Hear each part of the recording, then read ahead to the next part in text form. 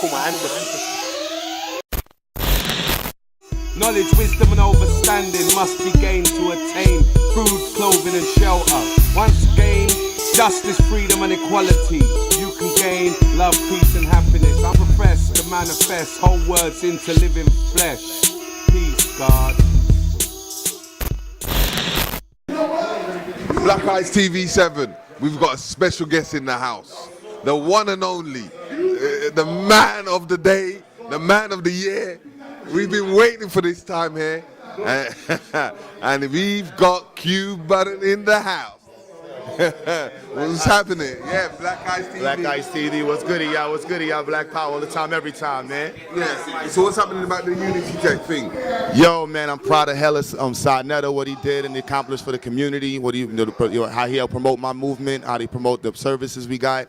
And I just did part of our Black Empowerment tour. Hopefully I'll be in the UK soon too to do some lecturing. Hit us up. I gotta hit everywhere. Wherever black folks is at, I'm here to bring that information, that knowledge. All around where you need to go. That's what I want to hear.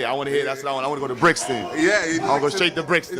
Brixton. Then you got Tottenham. Yeah. Straight to the Garrison. Yeah, I want to go all of them places. Everywhere. North, west, south, and east. Shout out to the whole spot, man. Yeah. I ain't coming. The only way I'm coming out to my brother Damo. Yeah. My brother Damo, my partner right here. Just for the public, for just an introduction of what Q Butter's about.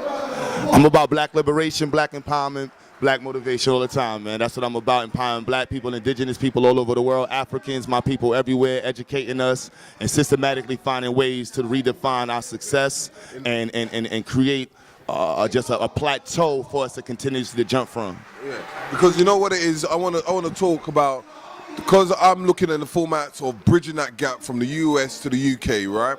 And I always say the bottom of the ground is understanding the forms of the old tradition trade. Yeah. So in what kind of projects and what kind of things that you are doing that we can able to do a form of a joint adventure? Well, we just created our we're 3 days in on our curriculum. And what we can do right now is I can actually give you our African Studies curriculum, and it's geared for 3 to 7, 3 to 8, 9 to 13, and 14 to 17.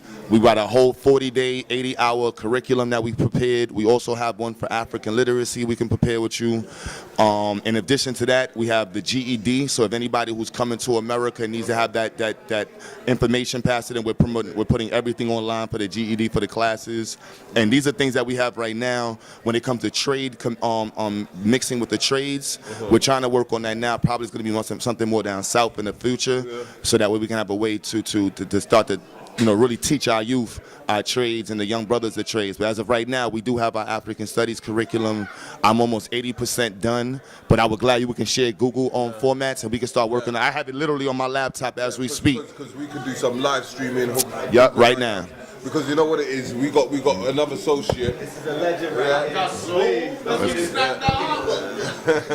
Yeah, so we got a guy that deals with the Manhood Academy, turning boys into men. Straight like that. So we want to understand and share the same kind of forms of curriculum that we have. Listen, send it with us. Yours. So that in that forms of exchange, so that we can grow our melanated people to a certain level of understanding, because you know what it is, we need to stop staying in one place for too long. That's a fact.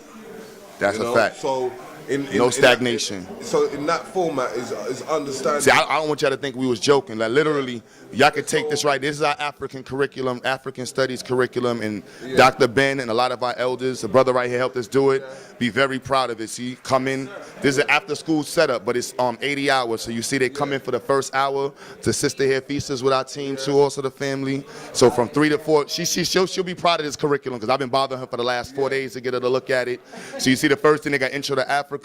Second class is in geography. We broke it down by region. So this is East Africa, and they're studying the geographic and the climate first, and then from there they go into prehistory of East Africa. Then from there, your first ancient African empires, Nubia, they're going to study first. Then we also broke down like what each age group is supposed to be able to prove that they learned, and what we expect each one to learn, and so that way we can codify this. So we can say, look, in London right now, England right now, y'all are on region, at part 1, A1, and so that way you know AF1. That's why we might call it AF1 section 1, and we know that that's your section there. And then from there going forward, you see. So we broke everything by time. We got this was Bantu people. Yeah. You see what I mean? Then coming from there, we did anything to do with West Africa. I kind of know because I come from there. So you see it. So we're gonna need you on the west. So we did this one in Central. I'm gonna get to West right now. There's a full curriculum. We broke it down into 5. Each one we did Arabian and transcontinental slavery, how it affects each region. But let me get to West Africa because you're an expert in that. While I have you here, because I'm gonna definitely be bothering you while you're here still. North.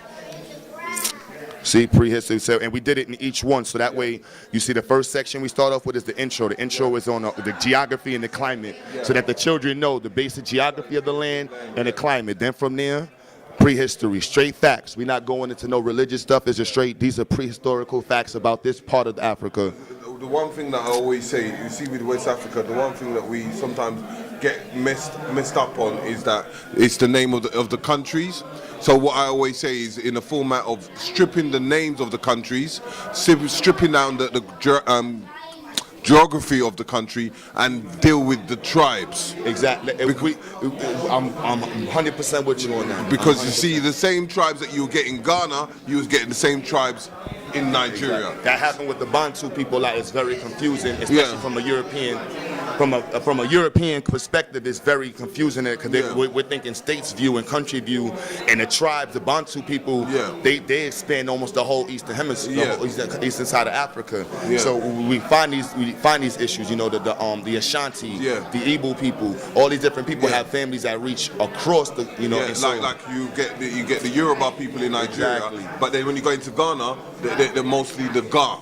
Exactly. So the ones that left from Nigeria to come into Ghana, so now they will speak the Ga language. The true people, most of the true people are mostly on the what we call the Akans, but now split into 2, which you got the Ashantis and you've got the Afantis. That's the. See, I need you to put that in here.